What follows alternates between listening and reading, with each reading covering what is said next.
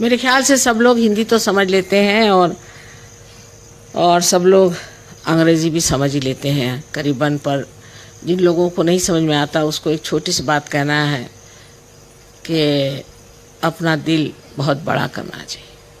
समुंदर के जैसे जब समुंदर के किनारे आ जाते हैं तो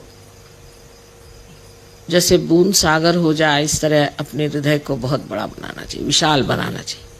छोटी छोटी बात को लेकर के जो लोग झगड़ा खड़ा करते हैं और छोटी छोटी बात पे जो तुल जाते हैं वो छोटे दिल के लोग होते हैं। और आत्मा का आनंद जो है वो शरीर के आनंद से बहुत परे। बहुत से लोग मुझसे कहते हैं कि माँ आप ऐसे कैसे इतनी हालत में रह लेते हैं, चपरासी के कमरे में रह लेते हैं, आप कहीं भी सो लेते हैं, कहीं भी बाथरूम में चले जाते हैं। क्योंकि इन सब जो कुछ भी आरामदेह चीज़ है उसका कोई खास असर नहीं आता। उसको तो आत्मा का आनंद जहाँ मिले उसी में आनंद आता है। और मेरे आत्मा का आनंद आप ही लोगों पर निर्भर है। आप लोग सब आनंद में आ जाएं तो मेरा आत्मा जो है बिल्कुल आनंद से भर जाएगा। तो मैं सिर्फ चाहती हूँ कि आप लोग सब आनंद में आ जाएं और आनंद में ही पूरी समय समाये रहें। उसका बाह्य स्वरूप कुछ नहीं है, अंदर ही की लहर है, अंदर ही में स्फुरण होने वाली चीज़ है। बाह्य स्वरूप कुछ नहीं है, पर बाह्य को देखते हुए जो अंदर में घटना होती है, आनंद की जो उत्पत्ति होती है और उसका जो प्रसार हो करके और सारे हमारे शरीर को जो पूरी तरह से ढक लेता है और फिर सारा ऐसा लगता है कि दुनिया ही उससे ढकी जा रही है, उस आनंद की मैं बात कर रही हूँ। पर उसके लिए बहुत बहुत बड़ा दिल चाहिए। सब लोगों को दिल बहुत बड़ा करना चाहिए और अपने को इसमें ढाल लेना चाहिए कि जो आनंद परमात्मा ने आपके लिए बनाया है वो आप खूब मौज से पी सकें, उसका आनंद उठा सकें और उसमें रम सकें। ये एक बड़ी भारी बात नहीं है सहयोगियों के लिए, क्योंकि अगर आपको मुझसे प्यार है तो आप जानती मेरा सागर जैसा प्यार है। तो मैं इसको आप प्यार करते हैं, मुझे अगर आपको हृदय में बिठाना है तो आपको भी सागर जैसे होना पड़ेगा। अगर आप सागर जैसे नहीं होंगे तो कैसे आप मुझे बिठा सकते हैं? मेरे कुछ हिस्से आप बिठा लेंगे, मुझे पूरी तरह से बिठाना तो बहुत बड़ा सागर जैसा दिल होना चाहिए। सागर के किनारे बैठे हुए हमें यही सोचना चाहिए और इस सागर से कहना चाहिए कि तुम हमें अपने जैसा विशाल बना दो। और सागर की विशेषता ये है कि सागर जो है सबसे नीचे की तह पे रहता है, नीचे, सबसे नीचे। इससे नीचे कोई चीज़ नहीं होती। सागर सबसे नीचे तह पे रहता है और सारी दुनिया भर की नदियाँ आकर उसमें उतर जाती हैं। वो सारी नदियाँ उसके उतर आने के बाद में वो सबको अपने अंदर समाते जाता है। फिर उसके बाद कमाल ये है कि सूर्य में तपता है, सूर्य में तप करके उसकी भाप बनाता है और उसी से बर्षाव हमारे सारे जितने भी प्रदेश हैं जिनमें लोग रहते हैं उनको सब उस वर्षाव से वो पूरित करता है। फिर से नदियाँ बह करके आती, फिर उसके अंदर समा जाती। अगर ये किसी टेकड़ी पे बैठा होता तो इसका क्या उपयोग होने वाला था? कभी का सूख के ख़त्म हो गया था। इसी तरह जो मनुष्य हृदय का विशाल होता है वो सबसे नीचे ही बैठता है, सबसे नीचे ही उतरता है। उसकी कोई मांग नहीं होती, वो सब चीज़ को अपने अंदर समाते जाता है। ये विशालता की निशानी है। जो सब चीज़ को अपने अंदर संभाले वही आदमी हृदय का विशाल है। वैचारिकता से अगर कोई कहे कि मेरे विचार इतने प्रगल्भ हैं और मैं विचार से ऐसा, तो वो बात नहीं। विचार जो है बहुत दगाबाज भी होते हैं। इसलिए जो चीज़ एक स्थिति है वो अपनी ऐसी स्थिति होनी चाहिए कि जिसमें हम इतने अपने को खुश न समझें, अपने को इतने संतोष में लाएं कि हम सबसे नीचे रह करके सब चीज़ को खींच सकते हैं, सब चीज़ को अपने अंदर समा सकते हैं और तभी फिर उसके अंदर आनंद की लहरें उठ सकती हैं। आज समुद्र के किनारे बैठे हुए जान लेना चाहिए कि समुद्र के अनंत उपकार हमारे ऊपर में है और इसी प्रकार जो मनुष्य समुद्र जैसे होता है उसके अनंत उपकार इस पृथ्वी पर मनुष्य जाति पर होते हैं। और आप सबके प्रति मेरा यही विचार है कि आप सब लोग महान लोग बने, यही मेरा आपको आशीर्वाद है। सत्य को खोजने वाले आप सभी साधकों को हमारा नमस्कार। यहाँ पर अधिकतर लोग ऐसे ही हैं जिन्होंने सत्य को पा लिया, और जो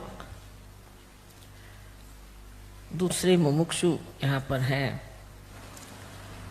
उनके लिए भी कहना है कि सत्य हमारे ही अंदर है, उसको बाहर खोजने की जरूरत नहीं। काहे रे बन खोज न जाई, सदा निवासी सदा अलेपा तो है संग समाय। कहे नानक बिन आपा चीन्हे मिटे न भ्रम की काई। उस आपा को चीन्हा चाहिए। और वो आपा क्या है? आजकल के इस साइंटिफिक युग में ऐसी बातें करना भी लोग पसंद नहीं करते, लेकिन साइंटिफिक युग आज उस कगार पर पहुंचा है जहां से सर्वनाश की सारी ही प्रवृत्तियां दिखाई दे रही हैं। उस वक्त मनुष्य जरूर पीछे मुड़ के देखता है कि आखिर हम जा कहाँ रहे हैं, गलती क्या हो गई। गलती यही हुई है कि हमने अपने को पहचाना नहीं, अपने को जाना नहीं, अपनी शक्तियों को पाया नहीं। हमारे अंदर जो गौरवपूर्ण है उसे हमने अपनाया नहीं, और बहते चले अपने बुद्धि के बल पर, जो बहुत सीमित। इसलिए आज आपके सामने मैं एक अनोखी बात कहना चाहती हूँ। वो ये है कि आप ये शरीर, बुद्धि, अहंकार, संस्कार ये नहीं, किंतु आप शुद्ध आत्मा है। जो डॉक्टर साहब ने बात कही वो ठीक ही है, क्योंकि आप डॉक्टर साहब हैं और डॉक्टर साहब ने देखा कि हमने शारीरिक दोष ठीक कर दिए। हालांकि हमने कुछ किया नहीं, या आपकी अपनी कुंडलिनी है जो जागृत हो गई और उसने आपको ये शक्ति दे दी कि आप स्वस्थ हो जाएं, ठीक हो जाएं। जो बात सही है कि बहुत से डिजीजेज ऐसी हैं, बीमारियां ऐसी हैं कि जिनके लिए कहते हैं वो असाध्य है, इनक्योरेबल है। लेकिन वो क्यों है? इसकी वजह ये भी है कि मेडिकल साइंस जो है वो सिर्फ शरीर से ही रिश्ता रखता है, और साइकोलॉजी जो है वो मन से रिश्ता रखता है। साइकोलॉजी का साइंस तो अभी तक बहुत कम बढ़ा हुआ है, उसको सब चाइल्ड साइंस कहते हैं। और जो शरीर का साइंस है वो भी मेरे विचार से बहुत सीमित ही है। लेकिन मनुष्य सिर्फ शरीर और मन ही नहीं, इससे परे आत्मा भी है। अब अगर सिर्फ शरीर की बीमारी हो तब तक तो ठीक है, किसी को चोट लग गई, किसी को शरीर में कोई दुख हो गई, तकलीफ हो गया। लेकिन मन की बीमारी और शरीर की बीमारी, जैसे साइकोसोमैटिक कहते हैं, ऐसा जब मिलाप होता है, कॉम्बिनेशन होता है, तब बीमारियां बिल्कुल असाध्य हो जाती हैं। क्योंकि अपने आप जानते हैं कितना स्पेशलाइजेशन है कि एक आँख के लिए अलग डॉक्टर, दूसरे आँख के लिए अलग डॉक्टर करना पड़े। तो इसे कहना चाहिए कि अनेक तरह के मिलान से, जिस तरह परम्यूटेशंस और कॉम्बिनेशंस होते हैं, उससे जो बीमारियां होती हैं वो असाध्य हो जाती हैं। और इनको ठीक करने का कोई ना कोई सुपर पावर होनी चाहिए जो इन्हें ठीक कर सकती है, जो कि दोनों तरफ जिसका हाथ चल सके। उसमें मनुष्य की जो अंदर की स्थिति है उसे पहले अगर हम जान लें, जैसे कि यहाँ चित्र में दिखाया गया है, आप देख रहे हैं कि ये अपने अंदर 7 चक्र हैं, और 7 चक्र जो बने हैं इस तरह से कि लेफ्ट और राइट सिंपैथेटिक नर्वस सिस्टम से बीच की पैरासिम्पैथेटिक नर्वस सिस्टम बन गई। अब आप जब चाहे तब आप सिंपैथेटिक नर्वस सिस्टम को इस्तेमाल कर सकते हैं। जैसे आप दौड़ रहे हैं तो दौड़ते वक्त आप अपने हृदय के जो टोके हैं उनको बढ़ा सकते हैं, लेकिन वो अपने आप धीरे होते हैं। ये पैरासिम्पैथेटिक नर्वस सिस्टम काम करती है। अब अगर किसी तरह से हम लोग पैरासिम्पैथेटिक पर अपना आधिपत्य कर लें, उसको जीत लें, तो हम दोनों चीज़ को संभाल सकते हैं। अब जो कुंडलिनी है वो त्रिकोणाकार अस्थि में नीचे बैठी हुई है, और इसके लिए मैं यही कहूँगी कि इसे एक धारणा की तरह से आप समझें आज। और जब आप सेंटर में आएंगे, अपनी कुंडलिनी जगा लेंगे, तब आपको विश्वास होगा कि मैं जो बात कह रही हूँ वो सही है या नहीं। इस कुंडलिनी के जागरण से देखिए कि इसका जो 7वां चक्र या पहला चक्र है जिसे कि मूलाधार कहते हैं वो नीचे, तो कुंडलिनी ऊपर में है और कुंडलिनी सिर्फ 6 चक्र भेदन करती है, 6 चक्रों को भेद करती है। जिस वक्त इन चक्रों में जाती है, जब इसके अति उपयोग के कारण अगर हम अपने चक्रों को छोटा करने, संकीर्ण करने या उसमें बिगाड़ आ जाए, तो ये कुंडलिनी इन चक्रों में से गुजरती है। जैसे कि आप किसी माला में फूल को पिरोते हैं, उस तरह पिरोती हुई ऊपर चढ़ती है और उसी वक्त वो इन चक्रों को भी प्लावित करती, नरिश करती है। और यही चक्र जो है ये केंद्र है हमारे शक्ति के, एनर्जी के। अब आश्चर्य की बात है कि हम लोग केंद्र कहते हैं और अंग्रेजी में सेंटर कहते हैं, और बहुत जगह इसको सेंटर भी कहते हैं। सी और के, कभी हम लोग भी सी का इस्तेमाल क जैसे करते हैं और के का भी इस्तेमाल सी जैसा करते हैं। तो इन्होंने भी शायद संस्कृत से ये शब्द लिया हो, सेंटर। तो ये जो सेंटर्स हैं या जो केंद्र हैं, इन केंद्रों को पुराती है और उनको वो नरिश करती है। अब एक जीवंत क्रिया है, कुंडलिनी का जागरण एक जीवंत क्रिया है। इस तरह किसी बीज को आप जमीन में बो देते हैं, वो अपने आप स्पॉन्टेनियसली सहज में ही उगाता है, उसी तरह यह सहज क्रिया है। और सहज क्रिया में भी ये जीवंत क्रिया है। और उत्क्रांति यानी इवोल्यूशन का ये चरम अब लक्ष्य है कि हम कुंडलिनी का जागरण करके आत्मा स्वरूप हो जाए। क्योंकि अगर मनुष्य स्थिति में अगर आप रहें तो अभी आपने उस एकमेव सत्य को पाया नहीं। अगर पाया होता तो कोई झगड़े होते नहीं, कोई परेशानी नहीं होती, लड़ाइयाँ नहीं होती, हर एक आदमी हर एक चीज़ के बारे में अलग अलग चीज़ कैसे लिखता। इसकी वजह है कि एकमेव सत्य जो है उसे पाया नहीं। अब यहाँ आप जानते हैं 55 से कहना चाहिए अब 56 देश, क्योंकि 55 देश तो बाहर से आया और एक देश अपना मिला के 56 देश के लोग बैठे। इनमें कोई झगड़ा नहीं, कोई ईर्ष्या नहीं, कोई द्वेष नहीं है, कोई किसी तरह की बुराइयां नहीं है, कुछ नहीं, प्रेम के आंदोलन में बैठे हुए हैं। ये सब कैसे हुआ? क्योंकि सबके अंदर एक ही आत्मा स्थित है और उस आत्मा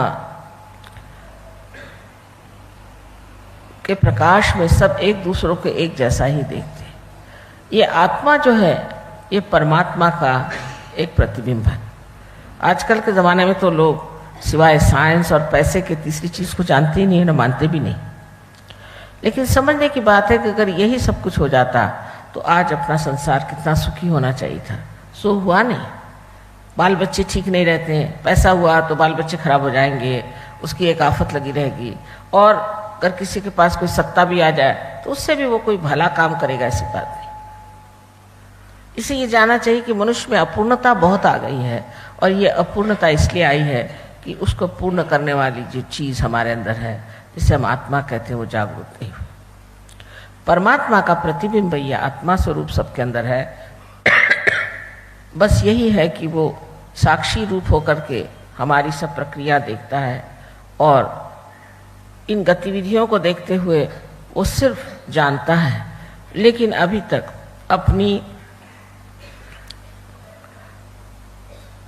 अपने प्रकाश को उसने हमारे चित्त में फैलाया नहीं।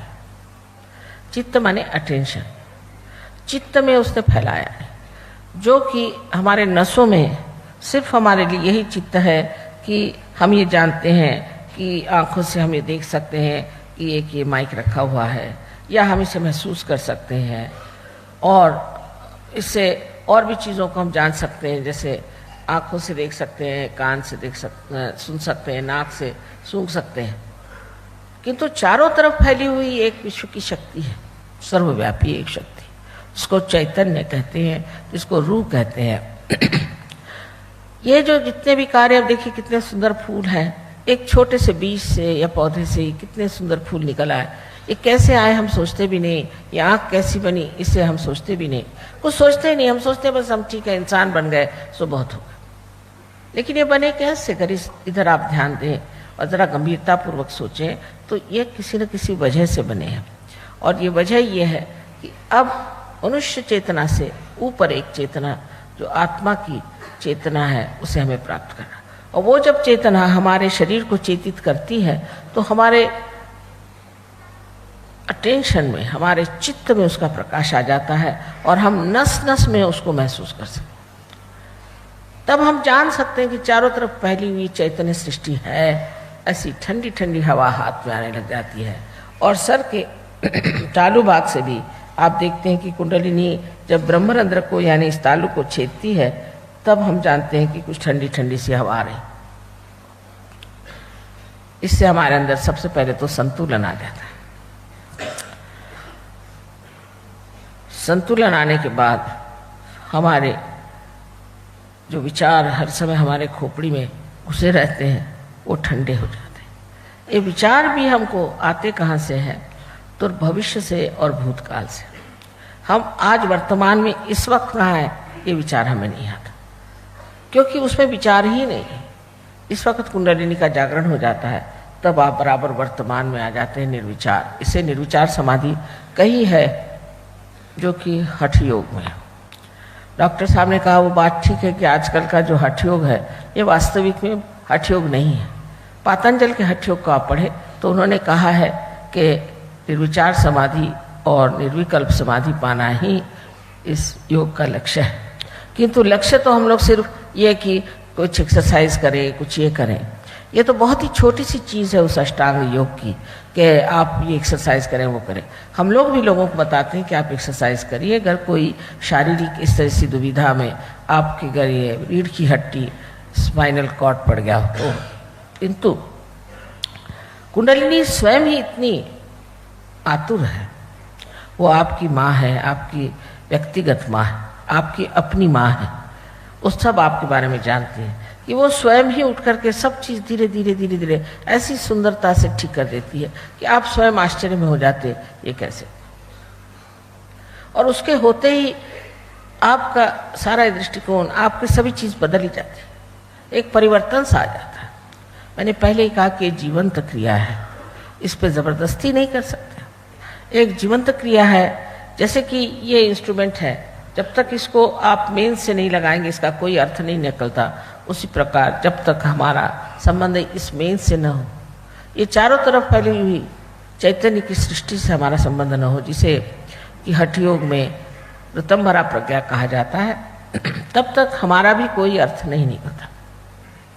लेकिन ये होते ही अनेक चीज़ें हमारे अंदर हो जाती, जैसे डॉक्टर साहब ने बताया कि असाध्य रोग ठीक हो जाते हैं और उसके बाद में आपकी मानसिक स्थिति ठीक हो जाती है, संतुलन में आप आ जाते हैं, साक्षी स्वरूपत्व आप पे आ जाता है, लक्ष्मी तत्व भी आप में जागृत हो जाता है, अनेक तरह की चीज़ें हो जाती हैं। लेकिन ये सब जो हैं ये महत्वपूर्ण नहीं। बहुत से लोग मुझे पास आए, हजारों लोगों को बीमारियां थी, ठीक हुए सब, और फिर वो चले गए, उन्होंने कुछ ध्यान धारणा नहीं की, कोई गहरे नहीं उतरे, फिर दूसरी बीमारी लेकर पहुंच गए। तो रात दिन अब मुझे यही धंधा रह गया कि सबकी बीमारियां ठीक करते रहो। लेकिन अगर मनुष्य गंभीरता पूर्वक इसको सोचे कि अगर यही सब कुछ है तो ये तो हमारे हित के लिए है और सारे संसार के हित के लिए है, तो क्यों ना हम इस चीज़ को करें और इसको हम क्यों ना प्राप्त करें। रोटेरियंस के लिए मुझे एक तरह से बहुत आशा थी एक ज़माने में, अब पता नहीं क्या कहें उनको आगे के लिए, किंतु मैं सोचती थी कि इन्होंने चक्र को ही अपना सिंबल माना है और उसका रोटेट करना ही विशेष माना हो। ये बहुत बड़ी बात है। लेकिन उस सिंबल को मानते हुए हम लोग क्या हमारे चक्रों की ओर नज़र करते हैं या देखते हैं या नहीं। जिस दिन ये चक्र खराब हो जाएंगे उस दिन शारीरिक, मानसिक और बौद्धिक भी अनेक प्रश्न ऐसे आपके सामने खड़े हो जाएंगे कि लोग कहेंगे ये असाध्य है, इसका कोई सल्यूशन नहीं। किंतु अगर ये कुंडलिनी का जागरण हो जाएगा और आप आत्मा स्वरूप होकर के उस प्रकाश में अपने को देखेंगे तो हर चीज़ का सल्यूशन, हर चीज़ की कार्य प्रणाली आप समझ सकते हैं। दूसरे जो योग हैं, जैसे टीएम के बारे में बताया, वो तो मैं बिल्कुल नहीं मानती हूँ, और इस तरह के बहुत सारे जादू वादू करते रहते लोग, ये तो सब बेकार की चीज़ें हैं, क्योंकि उसकी जो कार्य प्रणाली है जिसे कि मोडस ऑपरेंडी कहना चाहिए, वो नहीं बता सकते कैसा होता है, वो बताएं कैसे होता है। पर यहाँ तो हम सब बता सकते हैं कि कुंडलिनी का जागरण कैसा होता है, कौन सा चक्र है, और उसका प्रमाण है। उसका सबका प्रमाण है। आप आश्चर्य करेंगे कि इतना ये प्रमाण युक्त है कि इससे ज़्यादा साइंस में आपको प्रमाण नहीं मिल सकता। एकदम इसको कहना चाहिए कि परफेक्ट इसका आप उदाहरण दे सकते हैं। हमारे यहाँ अभी 3 डॉक्टरों ने इसमें MD प्राप्त करी है, और भी डॉक्टर्स करेंगे इसमें MD प्राप्त, इसमें कोई शक नहीं। पर अगर आप लोग इस चीज़ को विशेष रूप से समझने की कोशिश करें तो सिर्फ इतना ही करना है कि आप हमारे सेंटर्स पे आइए, क्योंकि हम लोग पैसा ऐसा नहीं देते। इसका पैसा क्या देंगे, आप कितना पैसा देंगे? सब लोग पूछते हैं कि माँ कितना पैसा दें। अरे भाई कितना पैसा दोगे? इस ज़मीन, इस अपनी भूमि में हम लोग इतना उसको बेचारी को सताते हैं, उसमें से इतना अन्न उपजता है, इतनी सृष्टि बनती है, उसे कितना पैसा देते हैं?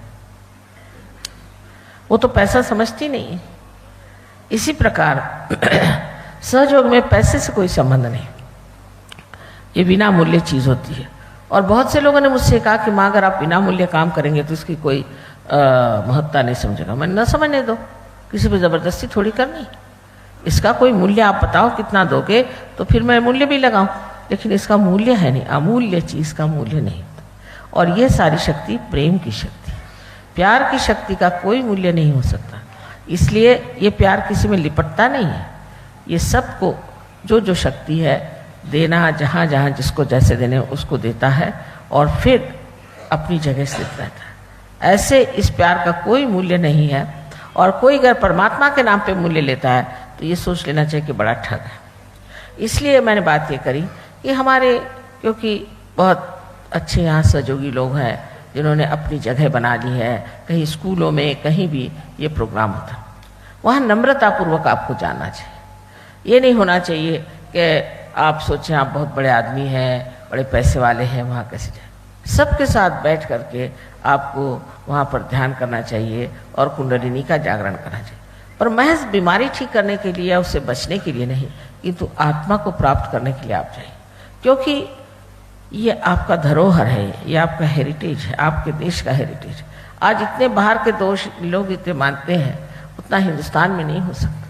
पता नहीं क्यों यहाँ के लोग ऐसे ठस हो गए हैं कि या तो पैसे के पीछे भाग रहे हैं, सत्ता के पीछे भाग रहे हैं, और या तो गुरुओं के पीछे भाग रहे हैं, या नहीं तो किसी कर्मकांड में फंसे। सच्चाई के पीछे भागने वाले जो लोग हैं, सच्चाई के पीछे में, जो वाकई सच्चाई को चाहते हैं, जिससे अपना भी हित करेंगे और दूसरों का भी, ऐसे लोग ही सहयोग में आ सकते हैं। लेकिन जिनको झूठी चीज़ें चाहिए, उसके लिए सहयोग में कोई भी चीज़ उपलब्ध नहीं, कोई चीज़ आपको मिल नहीं सकती। अब मैं साफ साफ बता देना चाहती हूँ कि जिसको सहयोग में आना है वो यही मन में ठान ले कि मुझे अपना जीवन, अपने घर गृहस्थी का जीवन, और इतना ही नहीं इस शहर का, इस देश का, सारे विश्व का जीवन सुधारने की जिम्मेदारी है। इसका सहयोग का उपयोग एग्रीकल्चर में बहुत होता है, जानवरों पे होता है, हर एक पर होता है। बहुत इस पर हम लोगों ने प्रयोग किए हुए हैं। यहाँ साइंटिस्ट कुछ बैठे हैं, इन्होंने प्रयोग किए हैं। लेकिन ये सारी बातें दिमाग में घुसना आजकल के लोगों के लिए ज़रा मुश्किल हो जाती है। इसलिए मैंने सोचा कि पहले अगर इनकी थोड़ी सी भी जागृति हो जाए तो उस अंधुक से एक प्रकाश में वो ज़रूर सत्य को देखेंगे और अपने को ठीक करने का प्रयत्न करेंगे। एक से एक इसके चमत्कार हुए हैं। बहुत से लोग जो गाना नहीं जानते थे वो बड़े आर्टिस्ट हो गए, बड़े बड़े आर्टिस्ट का नाम हो गया है। बहुत बड़े जो पेंट करना नहीं जानते पेंट करने लगे, जो कभी भाषण देना नहीं जानते थे ओरेटर्स हो गए। ऐसे अनेक जगह अनेक अनेक चमत्कार हुए। और सबसे बड़ा तो इसका चमत्कार ये है कि आप शांतिपूर्ण हो जाते हैं। आपके सर की जो परेशानियां दूर हो जाती हैं, मुख पर की जो झुर्रियाँ हैं वो घट जाती हैं और आप बहुत शांतिमय जीवन में आ जाते हैं। और उस शांतिमय जीवन में आकर के आप एक आनंद के सागर में आ जाते हैं। इसकी अनेक बातें आपको बताने की है कि क्या क्या हो सकता है, किंतु आज समय इतना नहीं कि मैं आपको सारी बातें बताऊं। वास्तविक मुझे पता ही नहीं था कि आज का प्रोग्राम भी कोई बनाया हुआ है। बहरहाल जो भी हो, इतने थोड़े समय में भी काफ़ी बातचीत हो चुकी, इसमें जो सबसे बड़ी बात है वो ये जानना चाहिए कि ये हम किस तरह से जानते हैं कि दूसरे आदमी को क्या परेशानी है और हमको क्या। तो जिस वक्त जागृति होती है तब हमारे ये 5 चक्र 1 2 3 4 5 और 6 और 7 चक्र और इसी प्रकार राइट हैंड में ये सारे जागृत हो जाते हैं। इतना तो ज़रूर मेडिकल साइंस कहती है कि सिंपैथेटिक नर्वस सिस्टम की एंडिंग्स यहाँ पर आए कि तो इससे आगे नहीं जाना। तो ये जागरूक हो जाने से हमें पता होता है कि ये मानसिक स्थिति को बताता है और ये शारीरिक और बौद्धिक स्थिति को बताता है। उसके बाद जब आप किसी के भी और हाथ करें तो आप जान सकते हैं कि कौन से चक्र पकड़ रहे हैं इनके ऊपर, उस पर इशारे आते हैं। माने ये कि आपको कहीं गर्मी लगेगी, कहीं आपको ऐसा लगेगा कि कुछ चुनचुना रहा है, कहीं लगेगा फ्रीजिंग है। बहुत छोटे बच्चों को तक मालूम हो जाता है। और उसके बाद में आप अगर इतना जान लें कि किस तरह से ये तकलीफें दूर हटाई जाए तो आप आसानी से कर सकते हैं। दूसरा यह है कि आत्मा का जो प्रकाश हमारे चित्त में आ जाता है उससे हम कलेक्टिवली कॉन्शियस हो जाते हैं। माने ये कि दूसरों के बारे में हम जान सकते हैं, इसको कि आप सामूहिक चेतना कहें। दूसरा कोई रह ही नहीं जाता, आप सबको अपने हाथ पे महसूस कर सकते हैं, अपने को भी महसूस कर सकते हैं। अगर किसी को बीमारी शुरू भी हो गई फौरन उसको पता हो जाता है और वो बता सकता है कि मुझे क्या बीमारी है। दूसरी चीज यह है कि इस चित्त को आप जहां भी लगाएं वो चित्त जो है खुद ही डायनामिक हो जाता है। जब आदमी ऊंची दशा में पहुंच जाता है तो उसका एक कटाक्ष भी काफी है। एक कटाक्ष से भी वो कुंडली का जागरण कर सकता है क्योंकि आपके अंदर ये शक्ति आ जाती है कि आप कुंडलिनी का जागरण खुद कर सकते हैं।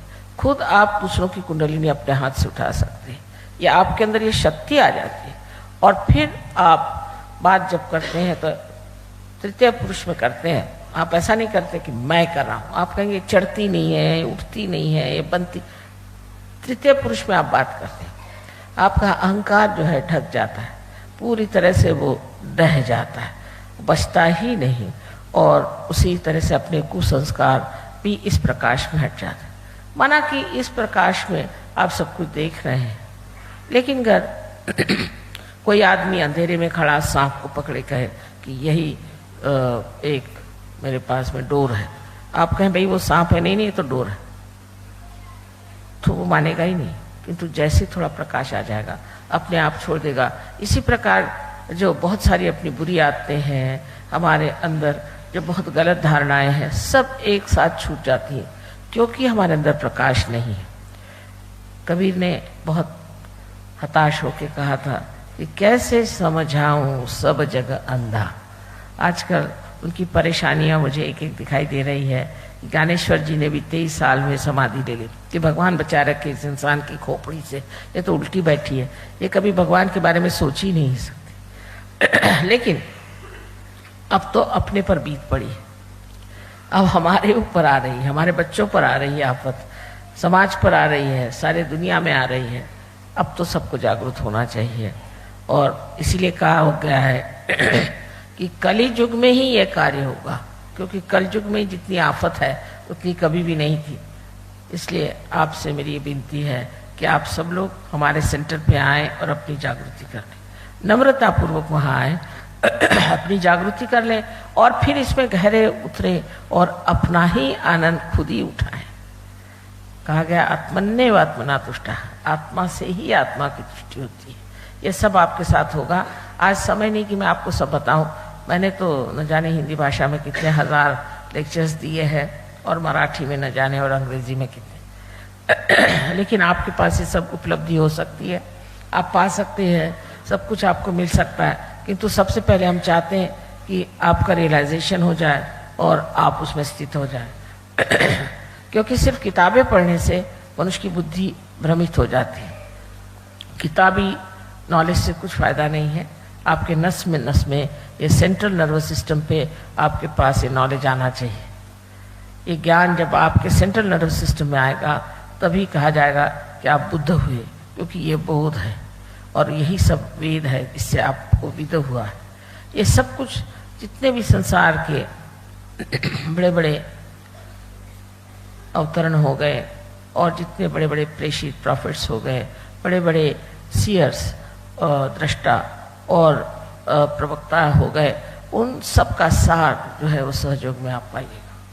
सब धर्मों का सार सहयोग में है, इसलिए कोई भी धर्म ऊंच नीच नहीं हमारी दृष्टि में। और इसीलिए कौन किससे झगड़ा करेगा? जब सारे धर्म के सागर में आप उतर जाएंगे तो आप किससे झगड़ा करेंगे? ये तो कूपमंडूक हैं जो कहते हैं कि हमारा धर्म अच्छा, हमारा धर्म अच्छा, पर उस धर्म को जो लोग मानते हैं वो बिल्कुल धर्म से परे हैं, उनको धर्म से कोई मतलब नहीं। जो वास्तविक धार्मिक है वो सब धर्मों का समतत्व जानता है और उसमें उतरता है। आज मैंने कोशिश की है कि बहुत से विषयों के बारे में थोड़ा थोड़ा आपसे बता दूं, पर आशा है कि आप लोग इस पे विचार करें। हालांकि इन्होंने मुझे बताया कि रोटेरियंस ने बुलाया, तो मैंने कहा है अब पता नहीं भी रोटेरियंस के बारे, क्योंकि मैंने लायन क्लब वालों पे बड़ी मेहनत की, सब बेकार गई। मैंने कहा बने लायन लायनेस बन के घूमते हैं और कुछ बेकार ही गई सारी मेहनत। बहुत मेहनत करी, हर बार लेक्चर दिया, ये हुआ वो हुआ, कुछ फ़ायदा हुआ नहीं। आशा है कम से कम रोटेरियंस कि जिन्होंने अपनों को चक्र से बांध दिया है वो कम से कम इस चीज़ को सोचें और इसमें अग्रसर हो। आप सबको मेरा अनंत आशीर्वाद।